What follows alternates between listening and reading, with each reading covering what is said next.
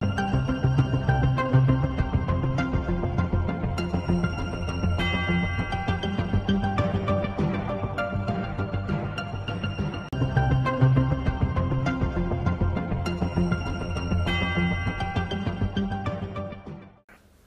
very good evening and a warm welcome to RTM. My name is Sanda Nomosaga Kwabe Kuto. Thank you very much for joining us today on Let's Talk Business with Sanda Kwabe. Now let's just go straight to the top stories, starting in the Republic of South Africa.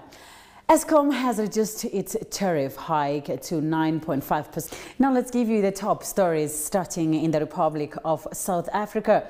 Eskom has reduced its tariff hike request to 9.5% from 12.7%.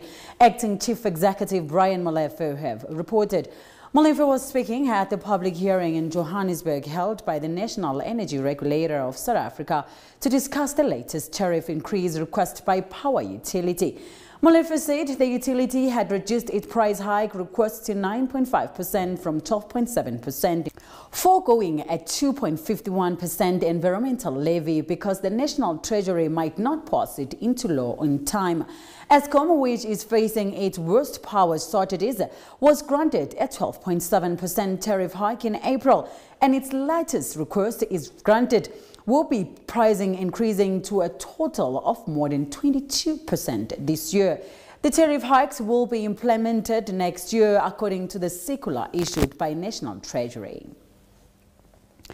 Power crisis is the biggest risk to South Africa, and South Africa's power supply crisis poses the biggest obstacle to growth, while state support to ailing Eskom and increased public sector wages may weigh on public finances, the International Monetary Fund said earlier on today.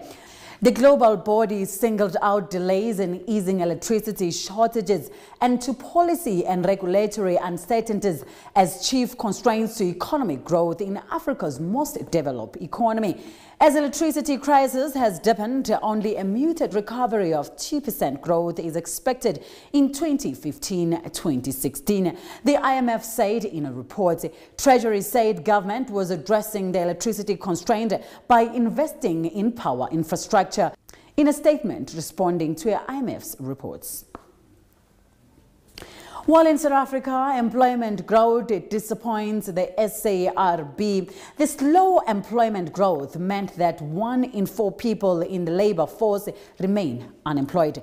The South African Reserve Bank said in a statement quarterly bulletin. The employment growth in the private sector continued to disappoint over the past year, consistent with the lackluster pace of economic expansion. The central bank have reported slow economic growth of only 1.5% in 2014 meant that the enterprise surveyed employment in the formal non-agricultural sector expanded by only 0.8% over the 4 quarters to the fourth quarter of 2014. This was boosted by the 3.3% rise in public sector employment, but no change in private sector employment. The cumulative job losses in the private sector between the fourth quarter 2008, the onset of the recession, and the fourth quarter 2014 amounted to 338,500 areas, where the public sector added 336,800 jobs over the same period. Over this period, the working age was between 15 and 64 years of age, and population expanded by more than 4 million people in South Africa. Now let's take a very short break. When we're coming back, we'll be giving you other parts of Africa. Do not forget, Nigeria is among them. Stay with us. His Falls Church invites you to our media Thanksgiving team celebrating the victories of Christ. Host Pastor Sheung and Lola Salako. Ministering Apostle Mike Ipitoye, Winning Life Church, Cape Town. Ministering in songs Pastor King and Vitos Eze and the HPC Choir. Date Friday 26th June to Sunday 28th June 2015, and the time is 6 p.m. Friday and Saturday. Sunday 9 a.m. morning session and 3 p.m. worship concert. The venue is HPC Plot 79 Bayanot Drive, Sandsprit Agricultural Holdings, Alpha Sales Complex, Honeydew. But ye are a chosen generation, a royal priesthood, a holy nation, a peculiar people, that ye should show forth the praise of him who has called you out of darkness into his marvelous light. 1 Peter chapter 2, verse 9. I heard about his healing. Welcome back again. We're still right here on RTM. My name is Sanda Nomostaga Kuto. As promised, let's just go straight and see what's happening in Nigeria. The federal government should sell its stakes in joint ventures in the country's energy industry. The chairman of the Seplat Petroleum said yesterday, adding that his company will be interested in buying, especially in the gas sector. Through Nigeria National Petroleum Corp, the government owns shareholdings in a number of joint exploration and upstream ventures with the international oil companies. Selling stakes would help the government to focus on areas like tax collection, while strong private sector involvement in industry will help spur economic growth. Seplat's chairman and co-founder Dr. ABC Ojiako told reporters that collecting tax and focus on making sure that the industry grows. When the industry grows, it will create jobs and do something for the government. He was speaking at the sidelines on the investment conference. Nigeria state owes 658 billion naira, which is equivalent to $3.3 billion US. And one way out of this financial crisis will only be the banks who extend loans to them up to 20 years from now, Zamfara State Governor have reported. President Muhammadu Buhari, who said the country's treasury was virtually empty, has been speaking after a meeting with the governors yesterday that the government could recover billions of stolen dollars, while some money from the excess crude account could be used to cover unpaid salaries. The total obligation of all states, including Federal Capital Territory, is put at about 658 billion naira. Of course, some of these states are owing salaries and collecting loans. Zamfara State Governor Abdulaziz Yari Abubakar told the reporters after the meeting. Several states obtained loans from the domestic bond markets and banks when oil prices were high to fund infrastructure programs. But the price of crude, Nigeria's main source of revenue, has since blocked, leaving government with funding challenges and unpaid salaries. In Botswana, South Africa's most famous and biggest fast food restaurant chain, Famous Brands, will take a 51% stake in its Botswana franchise partner. It said yesterday ahead of a potential broader foray in the rest of Africa.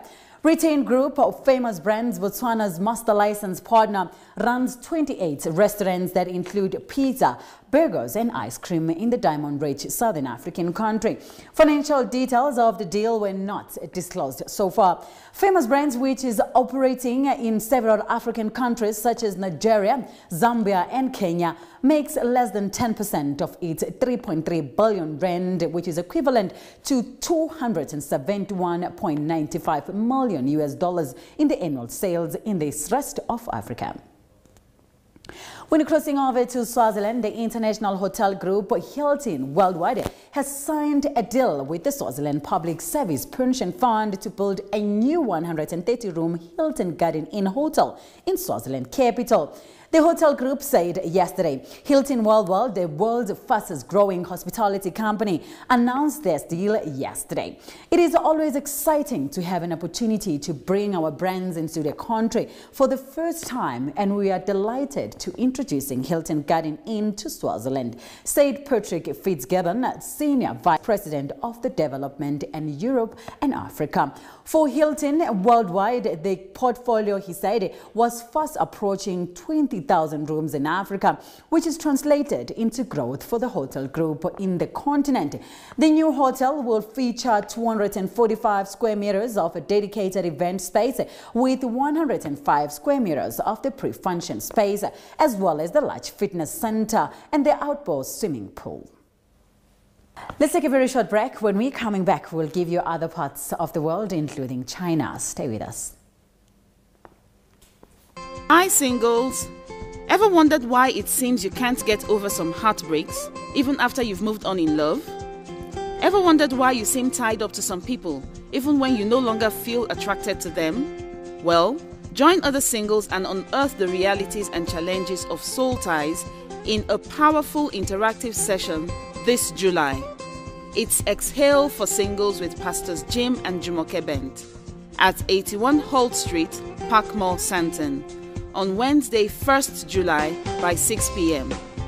Focus: Soul Ties. Invite your single friends, lover, prospect, stalker, and anyone who means anything to you to this no-holds-barred session guaranteed to bless you. Our details are +27 11 783 5168 or +27 78 315 0097. Email info@houseontherocksa.org and website www.houseontherockng.com/sa. Exhale, express yourself.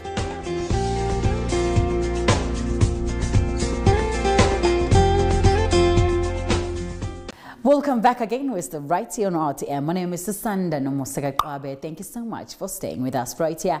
We're heading straight to other parts of the world, starting in Greece. Greek lawmakers reacted angrily yesterday to concessions Athens offers in debt talks, and Parliament's Deputy Speaker warned the proposal might be rejected, puncturing optimism that a deal to pull Greece back from the abyss might be sealed quickly. Eurozone leaders welcomed the new budget proposal from Athens on Monday as basis for further negotiations to unlock billions of euros in frozen aid and avert the defaults that could trigger a Greek exit from the single currency area. Stock markets also cheered, with European shares extending the previous session's sharp rally and climbing to a 3-week high on hopes on the deal. But euro fell on fears that the plan will struggle to win approval in Greek parliament.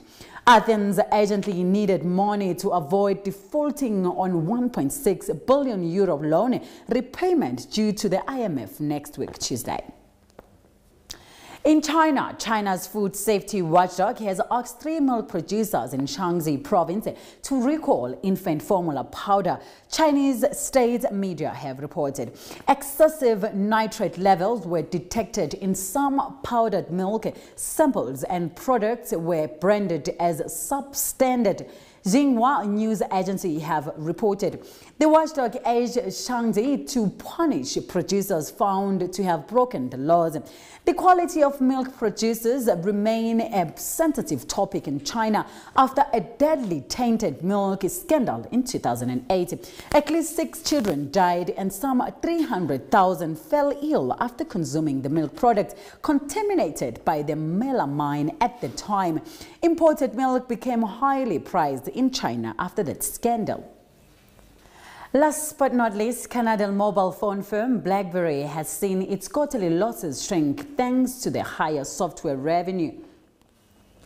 The economy made a net loss of $28 million in the 3 months to end of May, a bigger loss than analysts has expected, but less than the $60 million loss it made a year ago. Shares lost more than 8% as a slide in revenue showed signs of slowing. Crucially for the firm, revenues from its software businesses more than doubled from a year ago to $137 million. BlackBerry has been focusing on software and services in a bid to move away from its reliance on handsets. It reported total revenue for the period of $658 million, slightly lower than a this quarter. That's all the news what we had for you tonight, but please do not go away as we're just going on a very short break. When we come back, we'll be giving you the more news in financial sector. Stay with us.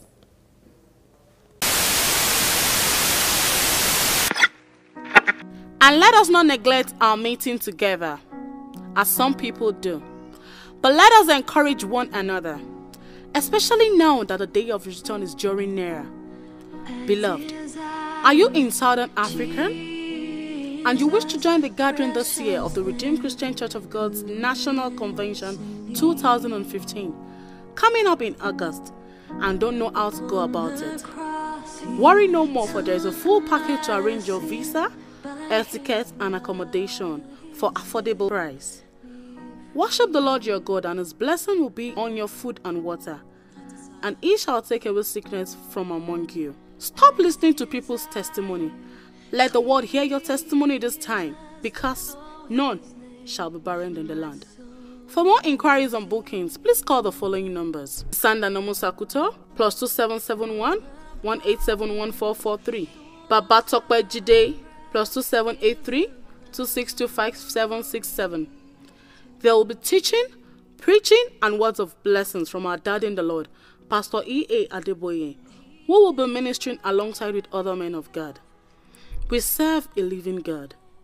Jesus Christ is the same yesterday and today and forever. His name, He alone deserves our highest praise.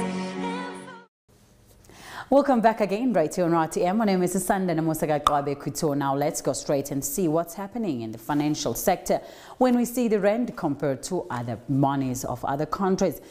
A rand against the dollar is trading at 12 rand and 10 cents. Against the euro, it is trading at 13 rand and 66 cents. To the British pound is trading at 19 rand and 12 cents. Indian rupee is trading at 0.16 cents. Australian dollar is trading at 9.26 cents. Canadian dollar is trading at 9.73 cents. Singapore dollar, it is at 9.06 cents.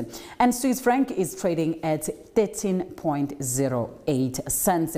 Malaysian ringgit, it is at 3.24 cents, and the Japanese yen is trading at 10.18 cents. That's all the news what we had for you tonight. We hope that you had a beautiful evening with us. Please do join us again, same time, same place tomorrow, right here on RTM. My name is Sanda Kuto. From myself and the rest of RTM News team, we wish you a pleasant and a good night.